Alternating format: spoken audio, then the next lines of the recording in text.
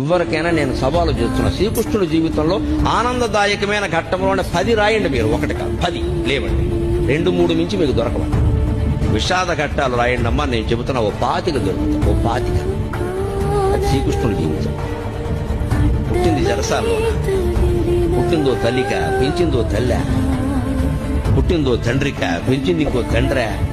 అందులో పెంచిన తండ్రికేమో వీడు తన బిడ్డ కాదని తెలుసా, ఆ తల్లికేమో తెలియదా?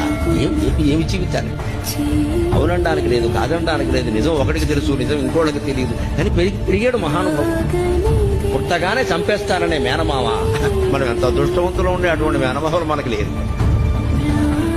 పుట్టని చంపేస్తాననే మేనమామ కత్తెట్టు కూర్చున్నాడు ఆ జైలు దగ్గర. అదే ఆ శ్రీకృష్ణుడి జీవితం. అవతార పురుషులు అంటున్నారు కదా, మరి ఇంత భయంకరమైన జీవితంలో కూడా భగవత్తత్వాన్ని వ్యక్తం చేసిన మహానుభావుడు శ్రీకృష్ణుడు. కృష్ణం పొందే జగత్. పరిత్రాణాయ సాధూనాం వినాశాయ చ దుష్కృతాం ధర్మ సంస్థాపనార్థాయ సంభవామి యుగే యుగే. ఇవాళ మృత శరీరాన్ని ఒక్క పూట ఉంచాలంటే ఎంత కష్టమవుతోంది. భాగవతం భారతం చదివి తెలుసుకోండి.